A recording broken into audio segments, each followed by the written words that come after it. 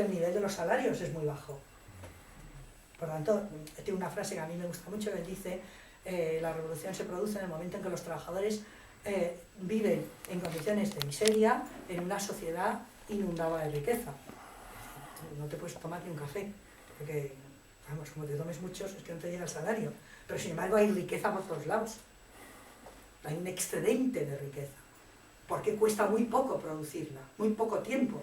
Los trabajadores, sin embargo, como se ha devaluado hasta tal punto su fuerza de trabajo y han arrastrado los salarios hacia abajo, porque el contrapeso para que eso no ocurra, como veréis en la sección esta sobre el salario, es que la lucha sindical pueda conseguir que esa devaluación no se refleje en los salarios, sino que mantenga los salarios altos. Entonces te reapropias de una parte más, pero si pierdes esa lucha, pues claro, realmente vas bajando, entonces resulta que el salario no da para comprar, porque, claro, el valor de la fuerza de trabajo es muy bajo y sin embargo hay un enorme caudal de riqueza en derredor. Eso produce una contradicción, que es la que Marx señala siempre, entre fuerzas productivas y relaciones de producción, una enorme expansión de la capacidad productiva del trabajo y unas relaciones sociales de producción muy constreñidoras que da el paso a la revolución social. También puede dar paso al fascismo, como sabemos, por eso él no lo contempla. Bien, entonces, un poco para seguir con esto. Eso lo veis, ¿no? Esa manera, esa lógica que tiene Marx.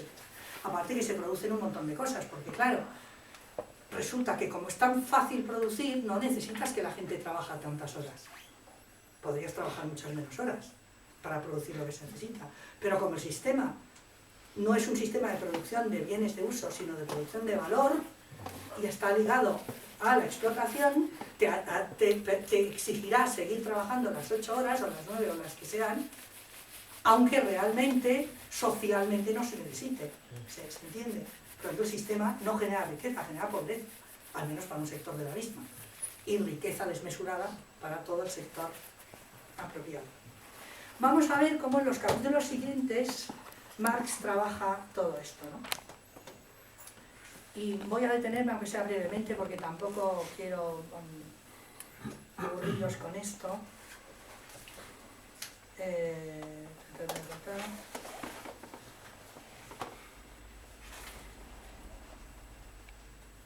O sea, aquí si queréis, al final de este primer capítulo, del capítulo 10, pues lo dice muy claro: la economización de trabajo mediante el desarrollo de la fuerza productiva del trabajo, y aquí tiene toda una serie de citas de economistas políticos de la época, no se propone en absoluto en la producción capitalista acortar la jornada de trabajo. Está claro, ¿no? Se propone solo acortar el tiempo de trabajo necesario para la producción de una determinada cantidad de mercancías. El tiempo de trabajo necesario, que es aquel que el trabajador necesita para reproducir el valor de su fuerza de trabajo.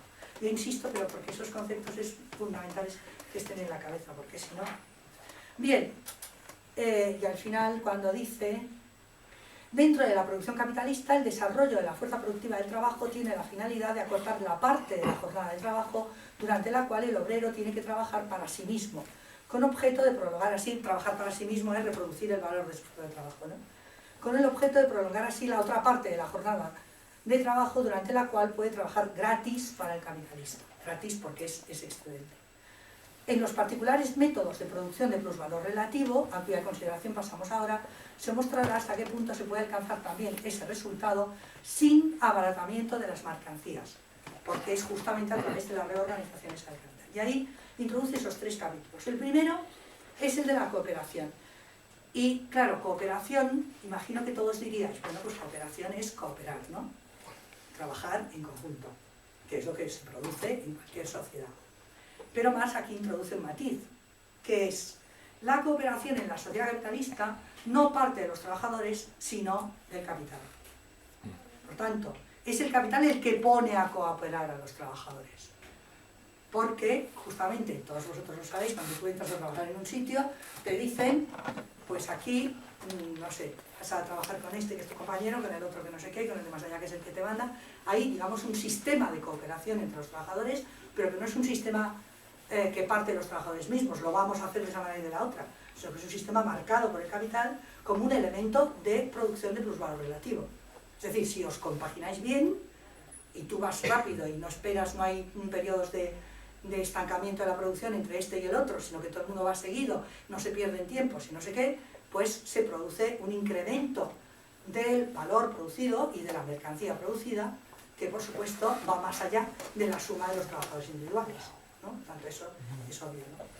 La cooperación, por tanto, no es, podríamos decir, poner juntos a una serie de trabajadores para que cada quien por su cuenta siga haciendo y de alguna manera se pongan de acuerdo, sino que es un modo de organización del trabajo introducido por el capitalismo, por la dirección técnica. Aquí hay un texto que también yo creo que es útil, dice,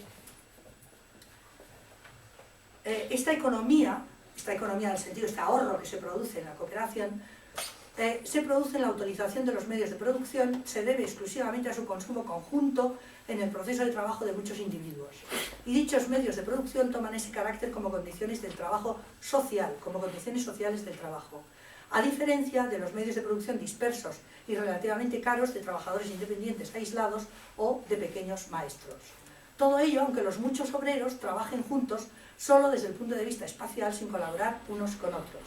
Una parte de los medios de trabajo adopta ese carácter social antes de que lo adopte el proceso de trabajo mismo. Es decir, hay unos medios de producción que son conjuntos y que los trabajadores comparten, por decirlo así. En ese sentido cooperan, pero la cooperación es marcada desde arriba, no surge desde abajo. Por tanto, eso no tiene nada que ver ni con las cooperativas, ni con nada de todo eso, sino que simplemente la organización del trabajo lo que hace es quitarle a este el carácter individual que tiene y desarrollar la fuerza productiva social del trabajo, que es justamente todo la sustancia del asunto, ¿no? Es lo fundamental para que justamente el capitalismo prospere. El segundo capítulo, el capítulo 12º, habla de trabajo, división de trabajo y manufactura. Y aquí también Marx ahí, ese es un capítulo que también tiene mucho que ver con la discusión con los economistas de la época y con una cosa que le pasa, y que sobre todo la lectura socialdemócrata, bueno, o socialista, ¿no? La lectura de los marxistas socialistas de finales del siglo XIX, ¿no? Kautsky y todos ellos. Ellos insistían mucho en este punto porque es donde más trabaja Marx la cuestión de Darwin. Sabéis que hay todo un debate que en aquella época fue muy conocido, de que en último término Marx se había inspirado en Darwin, que Darwin había sido fundamental para él, que tal y tal. Entonces, sobre todo se ve en este capítulo. ¿Por qué? Porque hay una parte de la correspondencia con Engels de esa época, cuando Marx le dice, joder, pues resulta que Darwin está pensando lo mismo que nosotros, pero en la selección de las especies. Todos conocéis Darwin, ¿no? Entonces, claro, resulta que lo que para Darwin es el medio ambiente de los animales, podríamos decir, es para el ser humano el medio ambiente tecnológico, constituido por la maquinaria y la división del trabajo. Por tanto, es como si los seres humanos, en la medida en que somos trabajadores, desarrolláramos determinados hábitos adaptativos a esos cambios que se producen en el ecosistema económico-tecnológico, de tal manera que pasamos, podríamos decir, de casi como si cambiáramos de especie, ¿no? Como si nos transformáramos. No sé, pensar en la revolución tecnológica. Es evidente que actualmente todos estamos adaptados a la revolución tecnológica, a los ordenadores, etcétera, etcétera, y es nuestro medio de trabajo. Y por tanto el trabajo se ha cambiado profundamente de trabajar con máquinas de escribir o con, no sé, máquinas no robotizadas, a trabajar con máquinas robotizadas en todos los aspectos de producción industrial, ¿no? Entonces se produce como una especie de cambio casi como de especie. El casi como de especie lo pongo yo. Es como si fuéramos unos humanos un poco distintos, porque trabajamos pues con la cabeza, con computers, con elementos digitales, con programas de ordenador, con aplicación, todo este tipo de cosas. Por supuesto Marx eso no lo sabe, porque estamos hablando del siglo XIX, pero él entiende que el paso de la manufactura a la gran fábrica es un paso de este tipo. ¿Por qué? Porque la manufactura es una forma de división del trabajo técnico en el marco de una cooperación simple. Entonces, me explico. Si tenéis en la cabeza lo que es un taller de manufactura, por eso necesitamos también dibujos. Hay dibujos muy bonitos de cómo sería un taller de una manufactura del siglo XIX. Si vais alguna vez, por ejemplo, en Cataluña hay un museo de manufacturas textiles del siglo XIX. ¿Cómo era? Pues, bueno, aparte de que hay una gran máquina de vapor normalmente, con una serie de conductos que van a las distintas máquinas, a su vez hay, a lo mejor, los telares están dispuestos de una determinada manera que hacen un espacio común, pero cada trabajador trabaja en su propia máquina, trabajadora, porque eran fundamentalmente mujeres, ¿no? Por tanto, hay una combinación de trabajo individual, tú tienes tu propia máquina, todas están conectadas con una especie de servidor central, que es el que distribuye la energía, que luego puede ser eléctrica, pero en primer momento no lo es, y una cooperación entre todos los trabajadores en torno a unas mesas de trabajo que pueden ser conjuntas.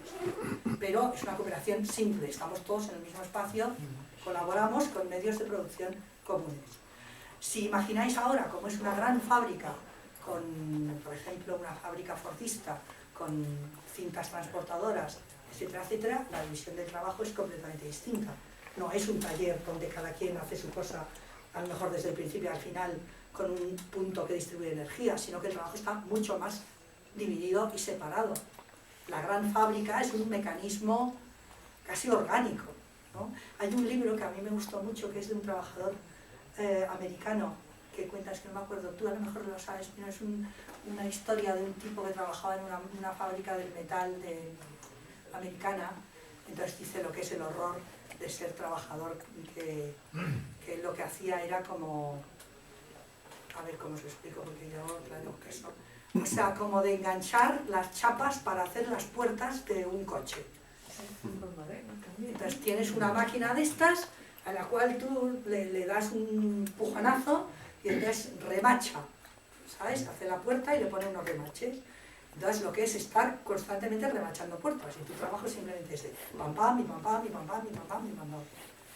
O lo que había aquí en las fábricas, por ejemplo en Standard, que yo sí lo conocí en los años 70, las trabajadoras que fabricaban teléfonos, pues era una cinta transportadora, y entonces a ti te llegaba lo que podía ser una placa de teléfono, y entonces ponías ahí chin, chin, chin, chin, y pasaba al siguiente, chin, chin, chin, y pasaba al siguiente, y así sucesivamente.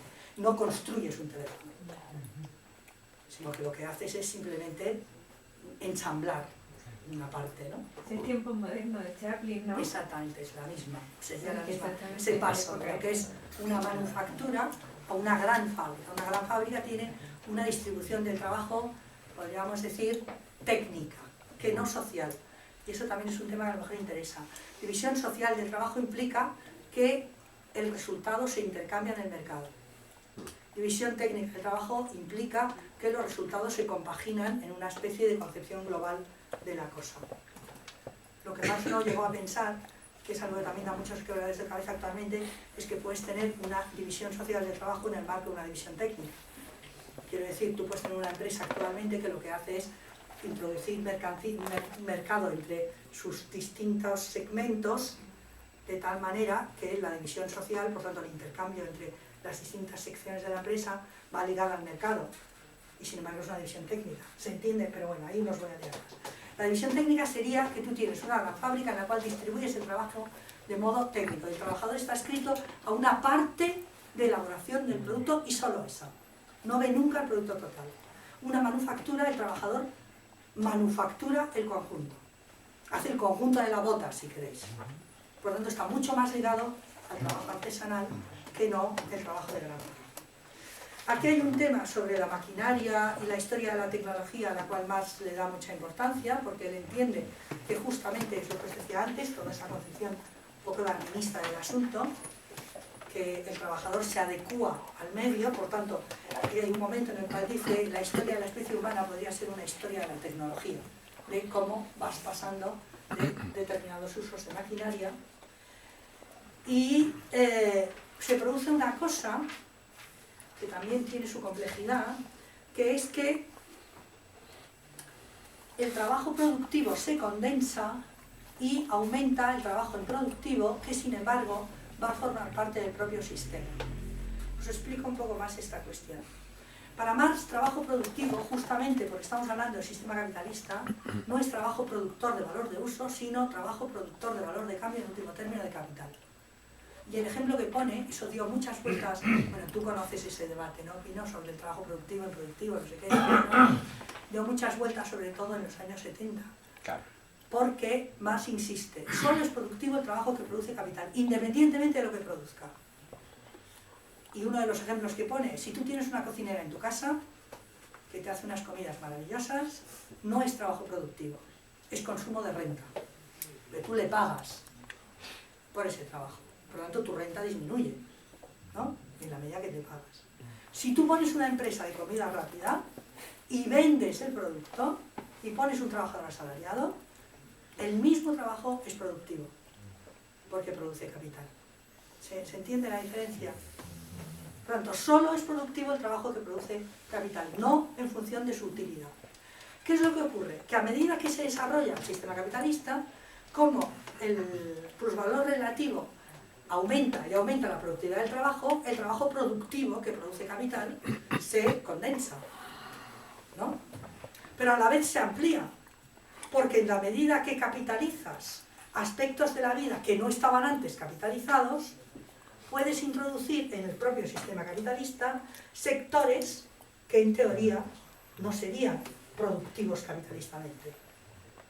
Por ejemplo, servicio doméstico, que lo puedes capitalizar. O, por ejemplo, pues eso, producción de comida, etcétera, etcétera. Entonces ahí introduce también un apartado que es muy interesante, aunque un poco complejo, porque dice, eso permite introducir en el sistema trabajos parcialmente improductivos. Es decir, como la extracción de plusvalor es tan alta, la capa capitalista se puede permitir tener una porción de trabajadores improductivos altos. El ejemplo que pone son criadas, cocheros, choferes y yo qué sé, que son merma de renta, no son productivos en el sentido estricto, pero que sin embargo, como es tanto el beneficio que se produce que la clase capitalista es capaz de quedarse a través de ese cambio que genera el plusvalor relativo, aumenta esa porción de trabajadores, y ahí hay una parte que es muy bonita, es sobre los empleos de las mujeres, de los niños, etcétera, etcétera, ¿no? Todo el tema de las workhouse y todo esto, ¿no? O sea, dice, el sistema capitalista pone a trabajar, aunque sea improductivamente, a todo Dios. Porque los límites del trabajo productivo e improductivo, de alguna manera, como que vacilan un poco, ¿no? Hay segmentos de trabajo improductivo que pasa a ser productivo, y otros que, aunque siga siendo improductivo, merman la renta, pero sin embargo es tanto el beneficio que da un poco igual, ¿no? Es tanta la renta que tiene la parte capitalista que da un poco igual. Y por tanto, ahí se producen una serie de cuestiones pues un poco complejas, podríamos decir, ¿no? Toda la intensificación del trabajo, la introducción de las mujeres, de los niños, el tema de las workhouse, la lucha contra eso, la lucha contra la maquinaria, porque obviamente los trabajadores luchan contra las máquinas porque se dan cuenta de que son esos elementos que devalúan su fuerza de trabajo y que les hacen trabajar más, pero no acaban de entender que la maquinaria no es más que un instrumento de la propia reproducción del sistema. O sea, son una serie de partes muy interesantes. Y para no alargarme más, solamente un pequeño atisbo. ¿Qué es lo que ocurre? Y ahí ya os dejo preparados para la próxima sesión. Que aquí se da lo que Marx llama la diferencia entre la subsunción formal y la subsunción real del trabajo en el capital. Por subsunción formal él entiende un sistema, podríamos decir, de cooperación en el cual el capital se apodera de ese sistema pero no lo cambia, no lo reorganiza internamente. O sea, supongamos una manufactura del siglo XIX que sigue trabajando como había trabajado durante muchos años. Lo que hace es transformarla en una producción capitalista con trabajo asalariado, pero mantiene la estructura de trabajo habitual. Los trabajadores siguen trabajando como toda la vida. ¿Vale? Eso sería subsunción formal. Por el contrario, cuando se introduce a toda marcha el plusvalor relativo, y es todos estos cambios que estamos viendo, se produce una subsunción real. Es decir, tendencialmente no queda nada de la organización de trabajo precapitalista, sino que toda la organización del trabajo está capitalizada, está convertida en producción de capital.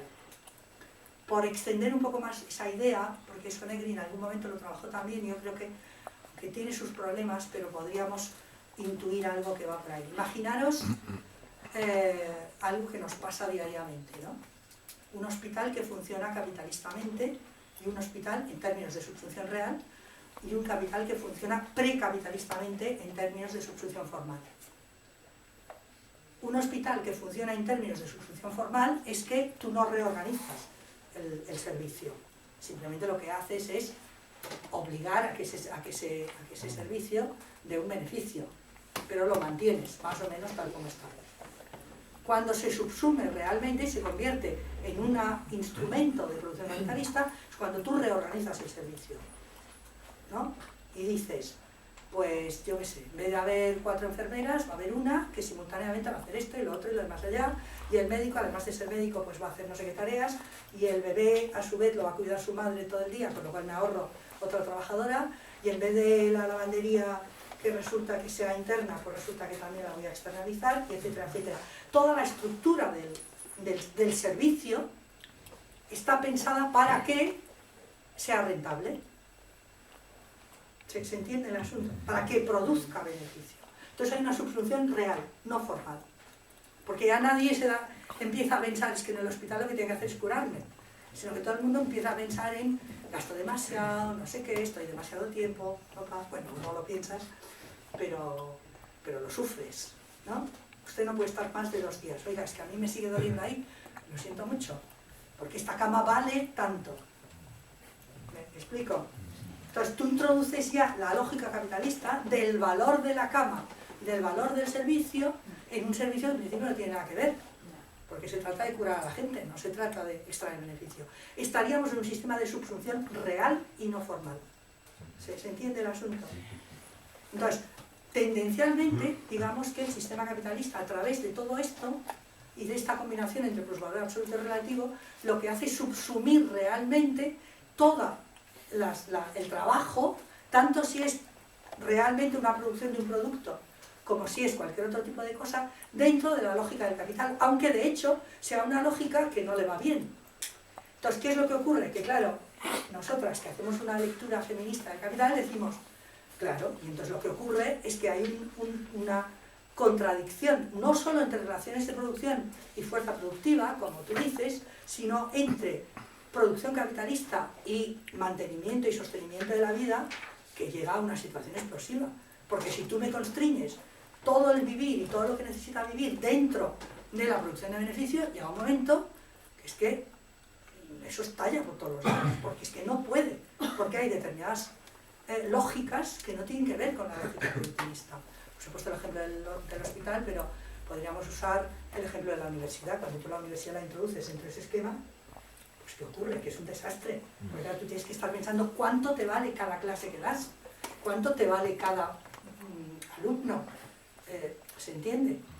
Y claro, es una lógica que no tiene nada que ver con la producción de conocimiento. ¿Cuánto te vale cada mamotreto, cada libro, cada artículo, cuánto no sé qué? Entonces, claro, eso constriñe de tal manera que estalla. Entonces yo creo que esta es una dimensión muy importante para tenerla en cuenta. Entonces os termino con...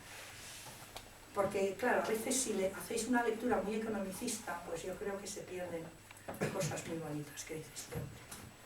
Pues aquí, en la página 59, que es este capítulo de maquinaria y gran industria, él dice: la economización de los medios de producción sociales, que maduró en el sistema fabril como en un invernadero, ¿no? El sistema fabril fue como un invernadero donde fue madurando ese sistema, practicado con las condiciones, se convierte en manos del capital en robo sistemático. Esa es una expresión clarísima, ¿no? ¿Robo sistemático de qué? Del tiempo de vida de las personas. de los trabajadores, claro, no de los otros. Practicado en las condiciones, con las condiciones de vida del trabajador durante el trabajo, en espacio, aire, luz, defensas personales como circunstancias mortalmente peligrosas o antihigiénicas del proceso de producción, por no hablar ya de dispositivos para comodidad del trabajador. No lleva entonces razón Fourier sabéis quién es, ¿no? El famoso socialista. Cuando llama a las fábricas presidios atenuados, y lo deja aquí, para que quede claro. Y luego ahí empieza con todo el tema del código de disciplina fabril, etcétera, etcétera. Eso lo dejamos. Bueno, pues con esa cita tan bonita, para que veáis que más no es un economista asqueroso, sino que tiene muy claro que el sistema capitalista es un robo de la vida de trabajadores y trabajadoras, que los condena a la miseria más absoluta en un mundo de inusitada riqueza, que por tanto tiene que hacer la revolución sí o sí. Pues con eso también.